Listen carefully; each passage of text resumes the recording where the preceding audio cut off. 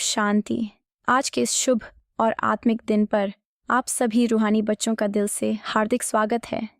आज है 7 अगस्त 2025, एक और अवसर जब हम परमपिता शिव बाबा द्वारा साकार रूप में दिए गए अनमोल महावाक्यों को सुनने और उन्हें अपने जीवन में उतारने का दृढ़ संकल्प करते हैं। आज की मुरली में बाबा हमें हमारी भूली बिसरी सच्चाई से परिचित कराते हैं।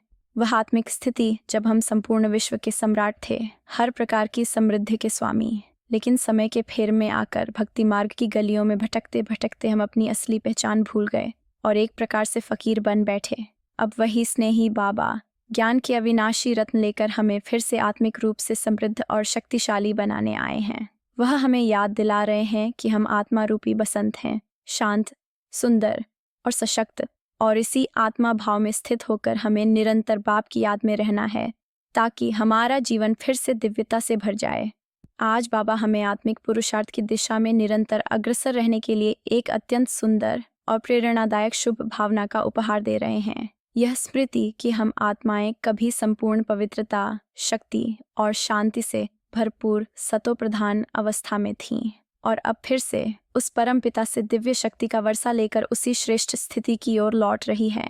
इसी निश्चय और शुभ भावना के साथ हमें न सिर्फ याद की यात्रा में गहराई से डूबना है, बल्कि हर कार्य को सेवा की भावना से करना है। आज की ज्ञानमयी मुरली हमें एक गहरा संदेश देती है। मीठे बच्चे, अविनाशी ज्ञान रत्नों को जीवन में धारण कर अब फकीर जैसी स्थिति से निकलकर आत्मिक रूप में अमीरी का अनुभव करना है, क्योंकि तुम आत्मा हो, रूप बसंत हो। इस दिव्य वाक्य को केवल सुनना नहीं बल्कि अपनी सोच, कर्म और स्वभाव में समाना है ताकि हर दिन एक नई ऊंचाई पर पहुंचे। आज के लिए बच्चों से बाबा यह पूछ रहे हैं, वह कौन सी शुभ भावना है जिसे हृदय में रखकर हमें पुरुषार्थ में सदैव तत्पर रहना चाहिए। बाबा हमें आज बड़ी सहजता से यह गहरा उत्तर समझाते हैं कि हमेशा दिल में यह शुभ भावना बनी रहनी चाहिए। हम वही आत्माएं हैं जो कभी सतो प्रधान थीं, जिन्होंने परमपिता से शक्ति का वर्षा लिया था और अब एक बार फिर वही शक्ति प्राप्त कर पुनः अपनी दिव्यता को प्राप्त कर रही हैं।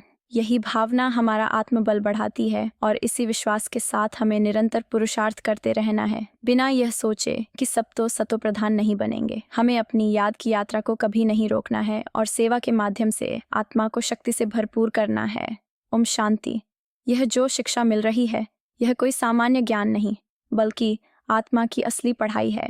हर बात को गहराई से समझना है, क्योंकि सत्संग, पूजा पाठ जैसे कार्य भक्ति मार्ग के हिस्से हैं, जिनमें चलते चलते हम आत्माएं अपनी मूल स्थिति से दूर होकर बेगर यानी फकीर जैसी बन गई हैं। लेकिन हमारी स्थिति उन साधारण फकीरों जैसी नहीं है। हम तो वो आत्माएं हैं जो कभी विश्व के सम्राट थीं और आज बाबा की इस दिव्य पढ़ाई से फिर से उसी अमीरी की ओर लौट रही हैं। हम ब्राह्मण आत्माएं जानती हैं कि हम ही वे अमीर चंद थे जो समय के प्रभाव में आकर फकीर चंद बन गए, पर अब ज्ञान रत्नों से फिर समृद्ध बनना है। ये रत्न आत्मा को धारण करने हैं, क्योंकि आत्मा ही सच्चा बसंत है, सुंदर, शांत और अविनाशी, और शरीर तो केवल एक नश्वर माध्यम है। जिस तरह किसी बेकार चीज को आग के हवाले कर दिया जाता है क्योंकि उसका कोई उपयोग शेष नहीं रहता, वैसे ही जब यह शरीर भी कार्य योग्य नहीं रहता तो उसे जलाया जाता है। लेकिन आत्मा को कभी नहीं जलाया जा सकता, क्योंकि आत्मा अमर है। बाबा बड़ी ही सूक्ष्मता और सहजता से देह और आत्मा के बीच का अंतर समझाते हैं। जब से रावण राज्य की शुरुआत हुई है, तब से मानव आत्मा को भूलकर देह अभिमान में फंस गया है और यही देह भाव पक्की आदत बन गई है। मैं शरीर हूँ की पहचान ने आत्मा की सच्चाई को ढक दिया, लेकिन बाबा जो स्वयं अमरनाथ हैं आकर हमें हमारी अमरता का बोध कराते हैं और उस शक्ति से भरपूर बनाते हैं कि हम फिर से आत्मा की स्थिति में टिक सकें। सतायुग में आत्मा इतनी सशक्त होती है कि अपने समय पर अपनी इच्छा से एक शरीर त्याग कर दूसरा धारण करती है, जैसे कोई सर्प अपनी पुरानी खाल बदलता है। न कोई पीड़ा, न डर। वहाँ शरीर की उम्र भी लंबी होती है, क्योंकि आत्मा पूर्ण मालिक होती है। अब तुम जानते हो कि यह वर्तमान शरीर उस अंतिम जन्म की पुरानी खाल है जो 84 जन्मों की यात्रा के बाद मिला है। किसी ने 60 या 70 जन्म लिए होंगे, किसी ने 50। त्रेता में प्रवेश के साथ ही जीवन की अवधि थोड़ी थोड़ी घटती जाती है, जबकि सतयुग में जीवन संपूर्ण और दीर्घकालिक होता है, जैसा कि एक आदर्श दिव्य आत्मा के लिए होना चाहिए। अब समय आ गया है आत्मिक पुरुषार्थ का, वो पुरुषार्थ जो हमें फिर से उस श्रेष्ठ स्थिति में ले जाए जहाँ सतयुग का आरंभ होता है, यानी पहले पहल हम वहाँ जन्म लें। सत्ययुग में आत्माएं इतनी शक्तिशाली होती हैं कि अकाल मृत्यु जैसी कोई बात ही नहीं होती, क्योंकि जीवन शक्ति से परिपूर्ण होता है। जैसे परमपिता स्वयं सर्वशक्तिमान है, वैसे ही वह हमें भी आत्मिक बल से भरपूर बना रहे हैं। लेकिन ये शक्ति तभी मिलती है जब हम पवित्र रहें और निरंतर बाप की याद में स्थिर हों। याद ही वह माध्यम है जिससे हम शक्ति का वर्षा प्राप्त करते हैं। पापों से भरी आत्मा इस शक्ति को ग्रहण नहीं कर सकती, इसलिए पहले पुण्य आत्मा बनना होता है।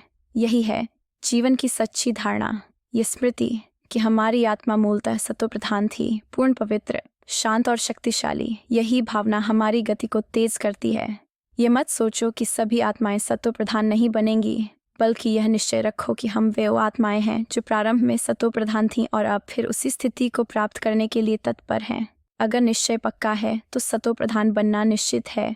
यह सवाल उठाना कि हम कैसे सत्वप्रधान बनेंगे आत्मबल को कमजोर कर देता है और धीरे धीरे याद की यात्रा से मन हटने लगता है।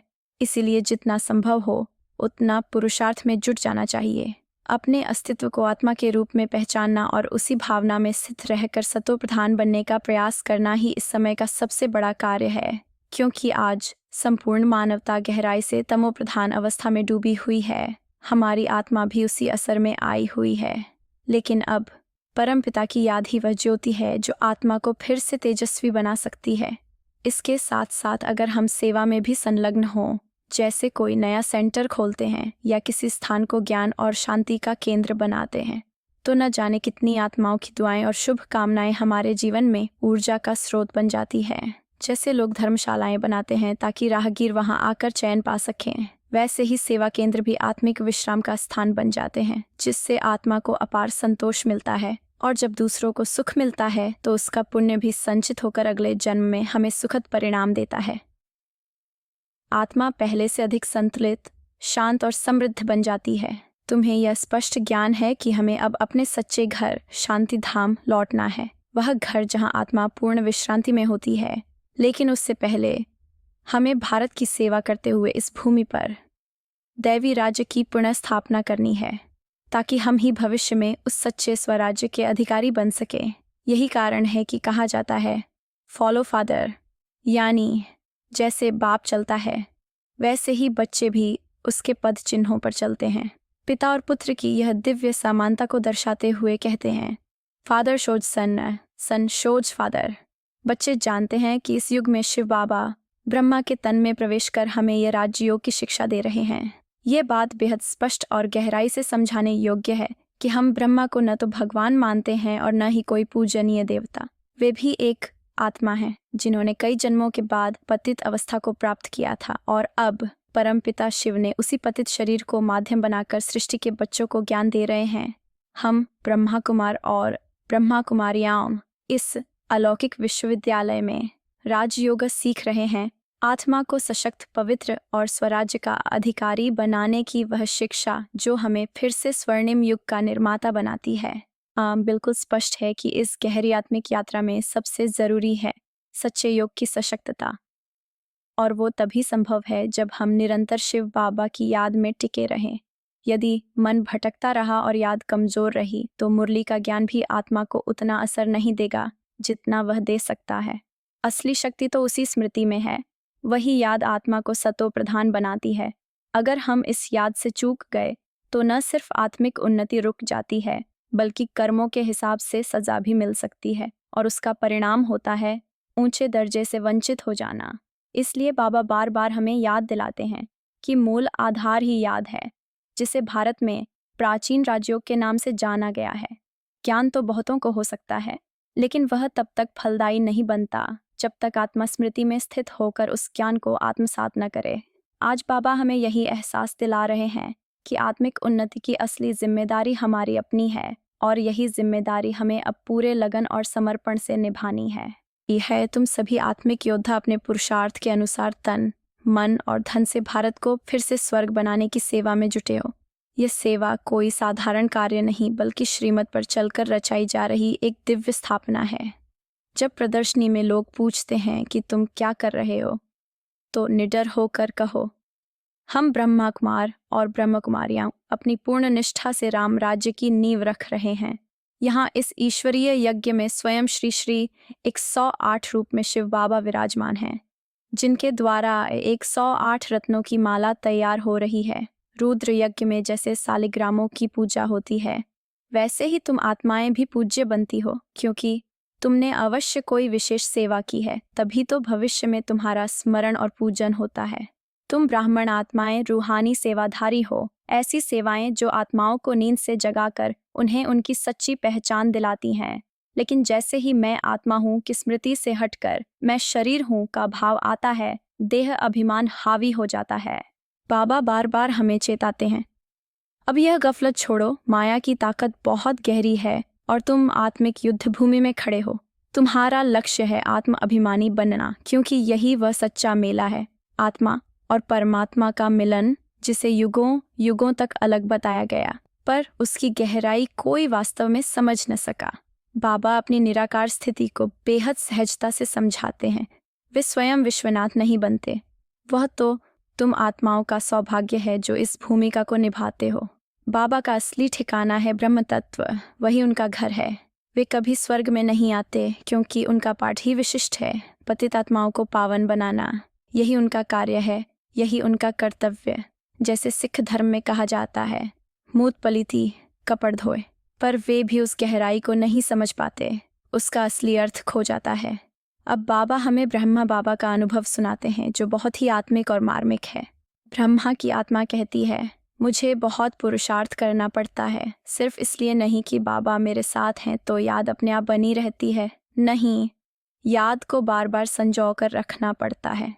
बाबा साक्षात मेरे पास हैं, एकदम निकट, जैसे इस शरीर के मालिक वही हों। फिर भी माया ऐसा पर्दा डाल देती है कि स्मृति खो जाती है। मैं अनुभव करता हूँ कि इस शरीर को मैंने शिव बाबा को एक घर की तरह सौंप दिया है। अब यह रथ उनका है और मैं तो सिर्फ एक कोने में बैठा दृष्टा हूँ। जब भी कुछ सोचता हूँ, यह महसूस करता हूँ कि मेरे बाजू में मालिक खुद बैठे हैं, जो हर पल इस तन की देखभाल करते हैं। यहाँ तक कि जब भोजन करता हूँ, तब भी यही भाव रहता है कि यह शिव बाबा मुझे खिला रहे हैं, और उसी दिव्य अनुभूति और कृतज्ञता की भावना में भोजन का स्वाद कई गुना बढ़ जाता है। सच तो यह है कि कभी कभी कुछ ही मिनटों में बाबा की याद से मन हट जाता है, और तभी एहसास होता है कि जब मुझे ही इतनी मेहनत करनी पड़ती है, तो बाकी बच्चों के लिए यह यात्रा कितनी चुनौतीपूर्ण होगी। यही कारण है कि बाबा हमें बार बार सहजता से यह प्रेरणा देते हैं, जितना हो सके बाप को याद करते रहो, क्योंकि इस स्मृति में ही अनगिनत लाभ छिपे हैं। अभी तुम्हें वह रास्ता दिखाया जा रहा है जो आत्मा को अज्ञान के अंधकार से निकालकर ज्ञान की रोशनी में ले जाता है। तुम्हारी ये आंखें भले ही सब कुछ देखती हों, लेकिन असली दृष्टि तो वह है जो ज्ञान के तीसरे नेत्र से मिलती है। यही तीसरा नेत्र तुम्हें सृष्टि के आदि, मध्य और अंत का रहस्य समझाता है।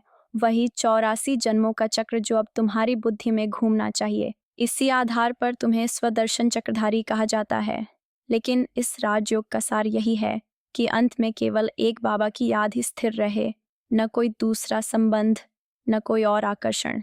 जैसे एक स्त्री का प्रेम अपने पति से होता है, वैसा ही नहीं बल्कि उससे कहीं ऊंचा ये तुम्हारा रूहानी प्रेम है उस निराकार पिता से, जो आत्मा को फिर से जागरूक, शक्तिशाली और पावन बना रहा है। हमें अब अपने जीवन को एक ईश्वरीय दर्पण में देखकर यह परखना है कि क्या हम इस अंतिम जन्म में संपूर्ण पुरुषार्थ कर रहे हैं या नहीं, क्योंकि यही वह निर्णायक समय है जब आत्मा को अपने भविष्य के भाग्य की नींव रखनी है। यदि इस समय हम अपने धन, समय और ऊर्जा को श्रीमत अनुसार सेवा में लगाते हैं, तो न केवल अपना कल्याण सुनिश्चित करते हैं, बल्कि भारत भूमि को भी दिव्यता की ओर ले जाते हैं। हमें यह भलीभांति ज्ञान है कि हम शिव बाबा की श्रीमत पर चलकर फिर से अपनी आत्म राजधानी की स्थापना कर रहे हैं। जब स्मृति में बाप की याद स्थिर होती है और सृष्टि चक्र का गहन बोध आत्मा में जागृत होता है, तभी हम चक्रवर्ती सम्राट बनने की पात्रता प्राप्त करते हैं। ऊंच पद का आधार है श्रीमत पर अडिग रहना। बाबा कोई सजा नहीं देते, वे बस दो बातें बेहद प्रेम से समझाते हैं। पवित्र बनो और निरंतर मुझे याद करो। सतयुग में कोई भी पतित नहीं होता और वहाँ की देवता आत्माएं भी प्रारंभ में बहुत थोड़ी होती हैं, फिर धीरे धीरे आत्माओं की संख्या बढ़ती है और देवता झाड़ भी फैलता चला जाता है। यह पूरा सृष्टि चक्र पहले से रचा हुआ नाटक है जिसमें हर आत्मा समय अनुसार अपनी भूमिका निभाती है। तो इस संपूर्ण मुरली का सार यह है कि याद, पवित्रता और श्रीमत पर अचल चलकर ही हम श्रेष्ठ भाग्य की ओर अग्रसर हो सकते हैं। पहली बात जो हमें अपने जीवन में गहराई से धारण करनी है वह यह कि अब हमें रूहानी सेवाधारी बनकर सोई हुई आत्माओं को जगाना है। यह सेवा केवल शब्दों से नहीं बल्कि तन, मन और धन तीनों से करनी है, ताकि हम श्रीमत पर चलकर राम राज्य की पुनः स्थापना के सच्चे निमित्त बन सकें। यानी हमारे हर विचार, हर कर्म और हर व्यवहार के पीछे आत्मिक सेवा की भावना होनी चाहिए, जिससे हर आत्मा अपने असली स्वरूप को पहचान सके। दूसरी बात, हमें स्वदर्शन चक्रधारी बनना है, यानी 84 जन्मों के चक्र का स्पष्ट बोध बुद्धि में बना रहे और हम सदा इस स्मृति में रहें कि एक ही बाप हमारा सच्चा साथी है।